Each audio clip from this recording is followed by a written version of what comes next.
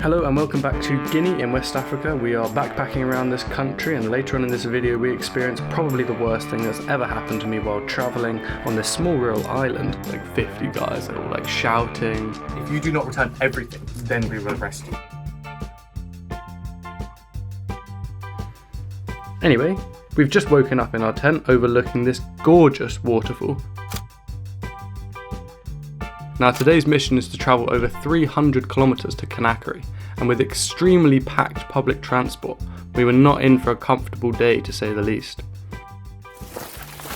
Just packed up camp, and from there hopefully make it to Conakry tonight. We've got a hotel booked, but God knows if we actually will. Imagine it'll be a massive journey and probably pretty terrible with that many people in the car. So we'll see.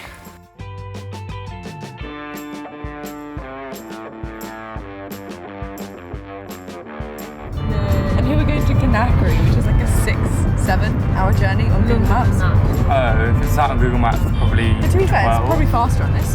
Yeah, I'm thinking 12. I'd say, what's the time now? Well, you think I think we'll get there at time on midnight. the thing works. Ridiculous.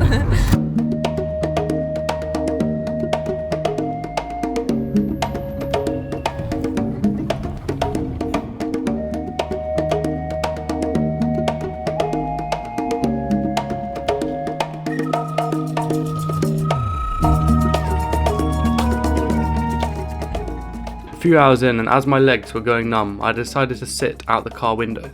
I'd seen people sat on the roof of cars, so thought it wasn't a big deal. It was just after this video that the car was pulled over by a policeman at a checkpoint. He had seen me filming and demanded I come over to the checkpoint. I did, and he asked to see the video on my phone. I tried to explain in French that I wasn't filming him and it was just a video of the landscape. I had just seen someone else put a bribe through a small hole he had cut in his desk and was expecting to be made to pay a fine to get my phone back. However, after profusely apologising and speaking such bad French that he knew I wasn't from France, he let me go and didn't make me delete the video, even after I offered. Now with a less than happy driver, we continued on our way to Conakry and our hotel. It's literally, the hotel we've rocked up to feels abandoned, and it also doubles as the Catholic mission or something. Wait, didn't you say when we walked in, you were like, this is the church? And then you went, they let people stay in the church. So some dude rocked up and he looked quite how dirty your shirt confused is. that we were here, and so he's like frantically cleaning up. This is the room. We have one pillow, a fan, No mozzie nets. a box. Yeah, no mozzie net. But with my additions. I asked him for the mozzie net and he said no, the door with the mozzie net is locked. So guys, thoughts? Like a dead body. I'm quite scared. Really twice dirty. It's really weird. It's a really...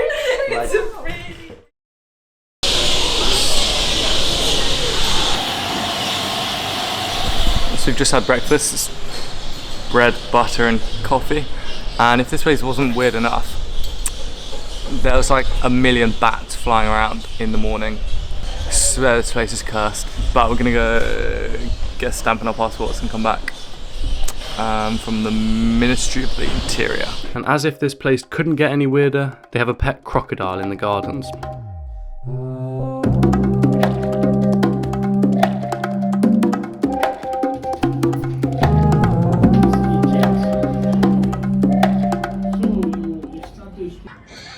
Trying to get the visas, and they're trying to scam us out of 100k, so we're chilling. Got the president, we're just waiting. They've said if we don't pay them then they'll lose the passports. He's gone to the mosque to pray and now we're just sat in his office. Sick time. So after a long day of trying not to pay a bribe to get our visas, we left our passports with them to create the visa and headed off to the port to get a ferry to the nearby island of Casa.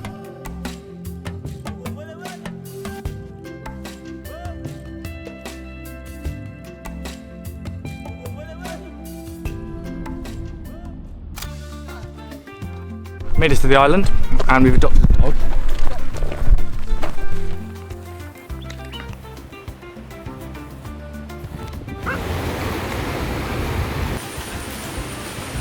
We found a spot just next to the beach to set up our tent, and with the dog keeping guard, had a quick swim before calling it a night.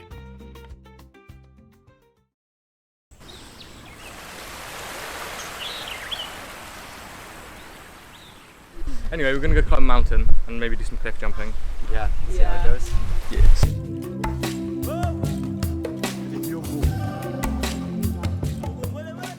Tell us what we're doing right now, guys.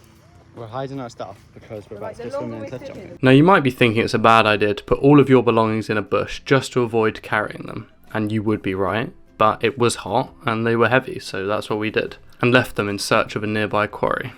Okay, so we tried to find this lake quarry thing by going over the mountain, and then we got lost in the jungle. So now we're just taking the path, but we should be there soon. Where we found not only some dudes doing their washing, which we desperately needed to do too, but also a very ballsy kid. Oh my god.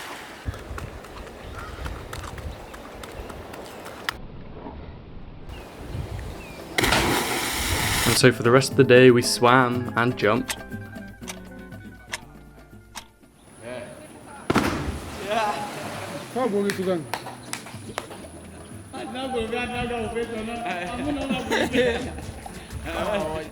If anyone knows what these guys were saying, that would be much appreciated. They have this, which is like not like a paddling thing, and paddles, and that, which I think is half a, what's it called? A buoy. And then the boys jumped off that, and then the kids were also just running around and jumping off of that, and then like the bits there. Really fun. Really fun. Yay! And of course, with a day this good, something had to go wrong. And wrong it did go.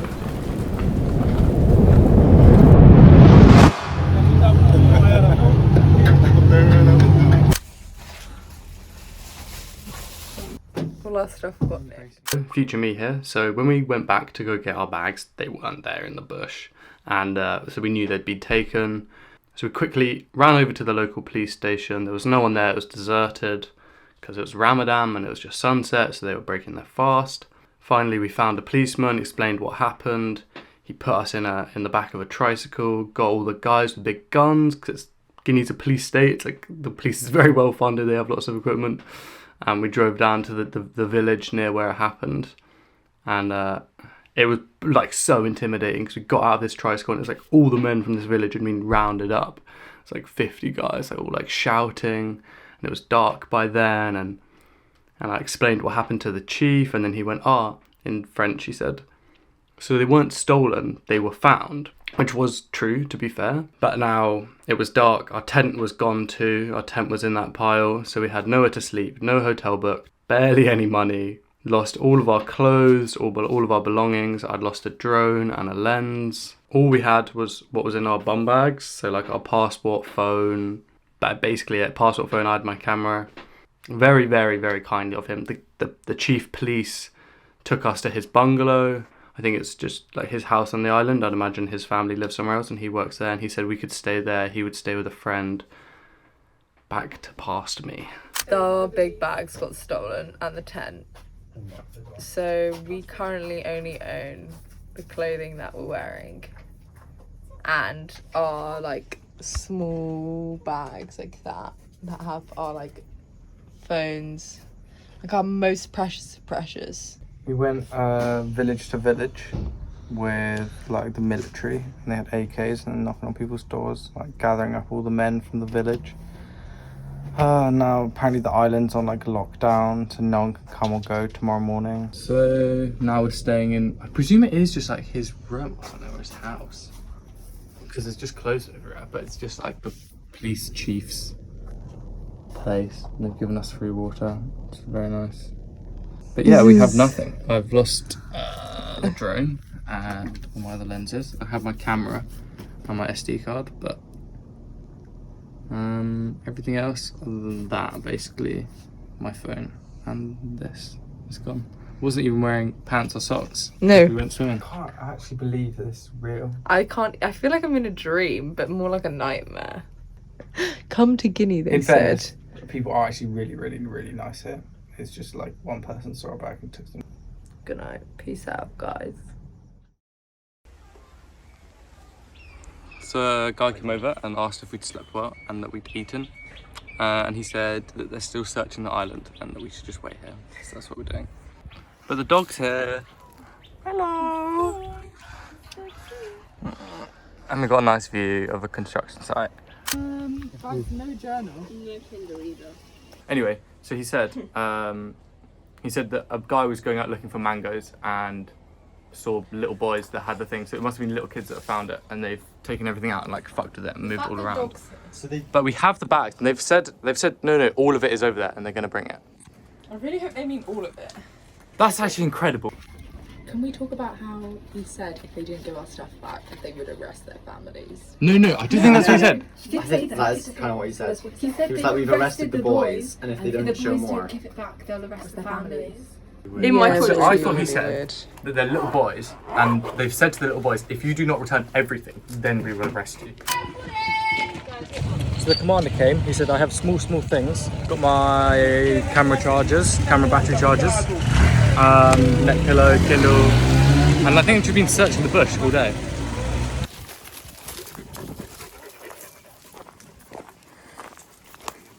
Okay, so because they found more of our stuff, we've gone out again with the military guys, and we've split off all individually, and so I've just gone kind of the way that we found the stuff, so I've kept going that way, and on the floor, deep, which is definitely ours, but there's this canyon kind of ravine thing right in front of me, so I'm thinking that would be the place where kids would go and hide shit. I can't get in touch with everyone, so yeah, I'll come back in a sec. Hopefully. Okay, back at the deep, there's the ravine. We're gonna go down and try to find something. But why would the deep be here? You can, yeah, grab onto like a root thing. Okay. Holy fuck, that is a big snake. Holy fuck. So the military guys, when they dropped us off, they did say, like, watch out for snakes. And I was like, oh yeah, right, there'll be snakes. And yeah, just saw a massive black snake off in the distance. There were two, and then they squiggled away. Found the tent. No, Found the kids from yesterday. We found the tent. Same difference. Yeah, it was all together. It was literally just like half open. They hadn't even fully unfolded So we it. just have to like In your direction of your voice, and I was like, actually, yeah, fuck that, I'm not saying. So I climb out. Did you climb out of this bit? No, like right out on the other end. Oh, okay. No, I was oh, fully. the sun's really pretty. I got to a bit where it was so deep that like there was no chance you could climb out. Really? So I was trying to retrace my steps, and I got lost like 5 times. I just kept going because it's not really any paths down there. It's just climbing through bushes. Ben was lost. Tell us, I was lost for 15 minutes trying to find Roddy, knowing there were snakes where I was, there were snakes where Roddy was, and I'm trying to get to this exit, and like. Okay, but we should probably hurry up before it gets dark. Yeah, so many scratches. Cut my Okay, so toe let's again. do Ben's this and then let's go back been where through we the were. walls today. Yeah. But he's counting his money. Ben's got his magic rocks, Holy rocks. holy rocks, and we're leaving the bungalow today. Leaving the island. Bittersweet. I mean, I'm just saying it's sweet. I don't want to be there. So as we left the island and thanked profusely the chief of police and his colleagues, I thought about what had happened, and what at first seemed like a malicious theft turned out to be kids being kids, and us being reckless. This experience enforced my belief that almost everyone is honest and kind, and especially in a country as hard to live in as Guinea, people look out for each other. I can't thank enough the chief of police for his generosity, and hope to return one day to properly thank him. Catch us in the next video as we take some of the hardest public transport in Africa, returning from Guinea to Senegal. Later!